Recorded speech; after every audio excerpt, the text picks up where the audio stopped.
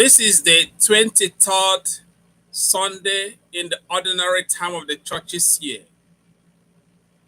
The first reading that will help in our reflection today comes from the book of the prophet Ezekiel, chapter 33, verse 7 to 9. Second reading from Paul's letter to the Romans, chapter 13, verse 8 to 10. And the gospel reading comes from the Holy Gospel according to Matthew, chapter 18, verse 15 to 20. And the good news I share with you today is that we are one another's keepers. We are one another's keepers. Therefore, our prayers today is for the courage to do the right for each other in order to save them from danger, both spiritual and physical.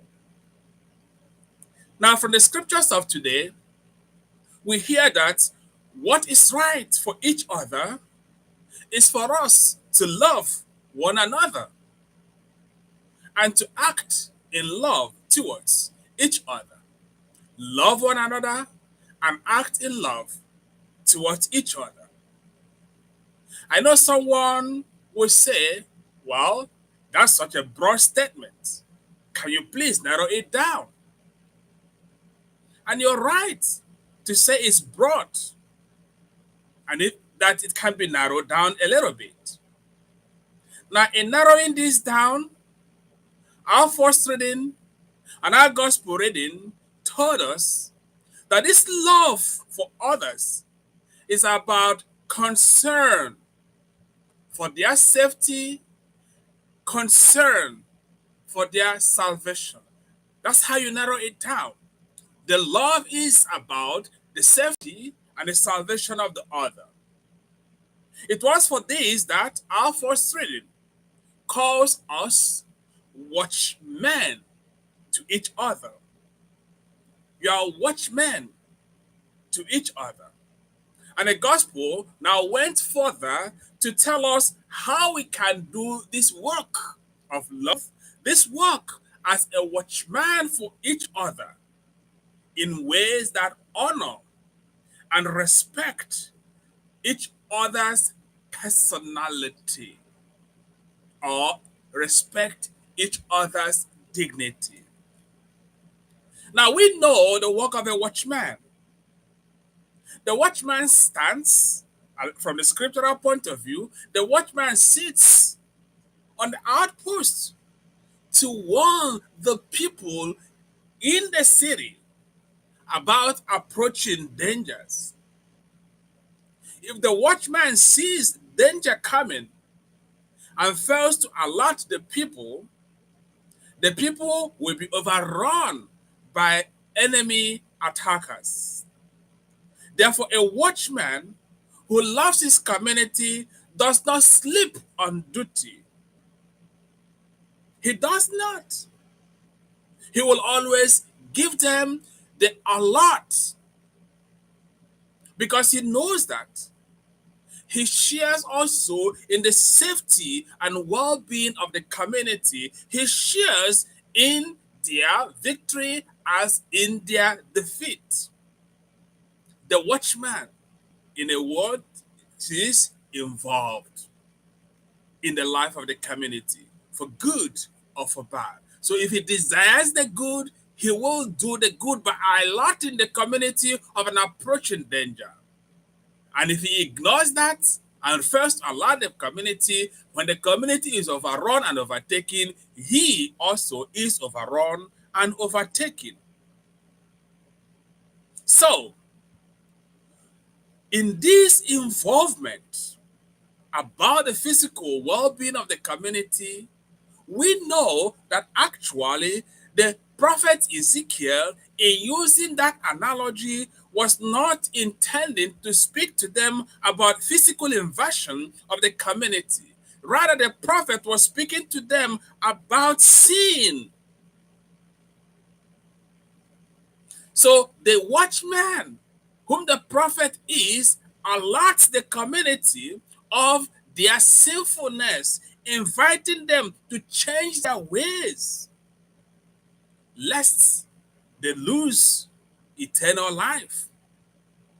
From this, we know that if you love someone, if you wish someone well, you will not want the person to lose eternal life. It follows then that you will be ready to alert the person whenever you see the person going astray, to alert the person, to call the person back, lest the person continues in the evil way, and then the enemy, the devil, gains current in the person's life. This, according to St. Paul, in our second reading, is the debt of love which we owe each other.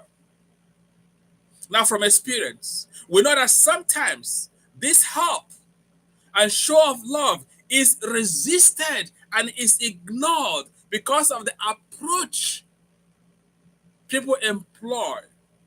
When you employ an approach that does not honor, that does not respect the dignity and the personality of the others, they often ignore the alert you are giving them about their wrongdoing, about their sinfulness, because they're so, just think about their dignity, their personhood.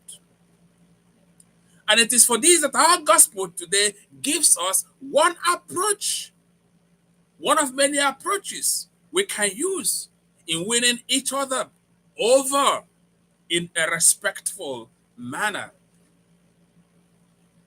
It recommends that when you see your brother in sin, go to him or her one-on-one individually.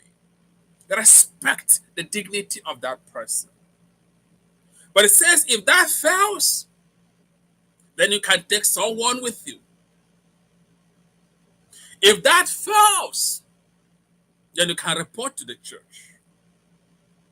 Now, my dear friends, following this to the letter is not the point. What is the point is the need to follow an approach that respects and honors the dignity of each person, that respects the personality of each person. This is what is important, not following this by letter. Why? This is important because in our contemporary society, the church does not hold prominence in the lives of all peoples. And because the church does not hold prominence in the life of all people, not all can accept the recommendation of the church. You cannot go bring somebody who does not believe in the church, who does not go to church, who does not have fear of God in him to say, my pastor said you must come. My pastor said you must do this. My bishop said you must come and listen to me. No, that person will say, to hell with your bishop, to hell with your pastor. I don't know him. I don't care about him. This is my life. This is our life and all the rest of them.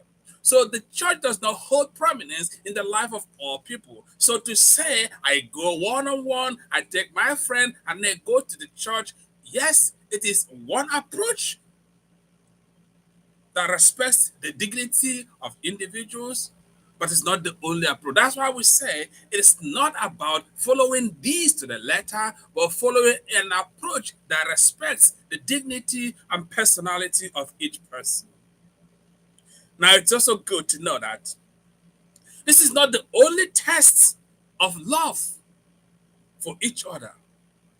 It's not only a test of love for each other to alert the person to call people back from their sinful ways and their errant ways. It's not just about our love for them. It's also a test of self-love, that I love myself too. Why? Because according to our first reading, according to the prophet Ezekiel, if the watchman fails to alert the community, If we fail to alert our neighbor, our friends, our family members of their sinfulness, if we refuse to call them to change their ways, and the sinner dies in his or her sin, God will hold you responsible. God will hold you accountable for their sin, for their death. And in that case, you are not going to escape punishment.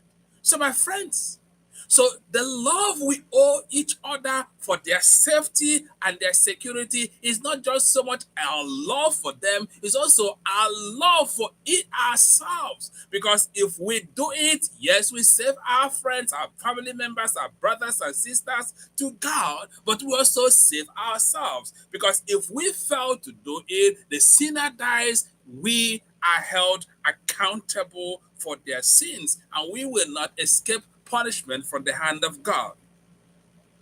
And this is important for us to know, because the importance of this information is that we have the tendency in our contemporary society to cover for and excuse each other. We have the tendency to be so individualistically minded, to say, well, I do the right thing because I care for myself. Everybody cares for himself, herself. Is their life, is his life, is her life. He does what he wants. I cannot tell him what to do. I cannot tell her what to do. Is their life. That's the tendency of a contemporary society. And this is the tendency that negates the law of love. Because by the law of love, we should care for the safety and security, which is the eternal life of each other. Because in doing so, we care for ourselves. We are too careful to alert people of their wrongs because we don't want them to feel offended. We don't want them to think we are holier than all. We don't want to lose their friendship. So, because you think this is your friend and you don't want to say anything, oh, I don't want to hurt his feeling, I don't want to hurt her feeling, I don't want him to feel offended. No, I'm not going to say that. That's the tendency of a contemporary society, not knowing that by doing so, we are also hurting ourselves. Remember, no prophet in the Bible was motivated by the desire for people's friendship. No, the prophet never went into work because he wants to be friends with people. The prophet goes to work because he wanted to please God. She wanted to please God. And he or she is interested in winning his or her community back to God. That's what motivates the prophet. Not desire for friendship, but the desire to please God and win the brothers and sisters back to God. This is the way to build up your credit in the sight of God. Because you have a debt, you need to be credit worthy. And your credit worthiness rises or falls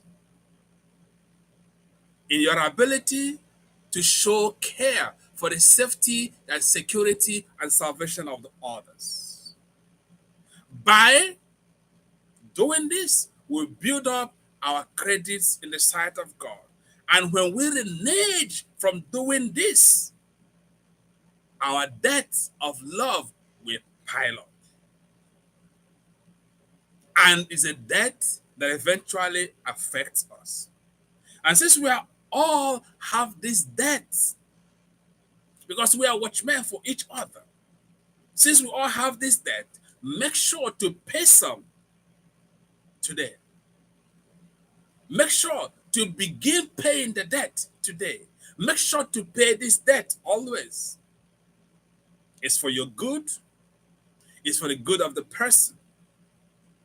Don't imagine that it is their life to save or their life to do. And so you care less. No, that's a wrong approach, a wrong attitude. We are involved in the salvation of others and cannot be silent.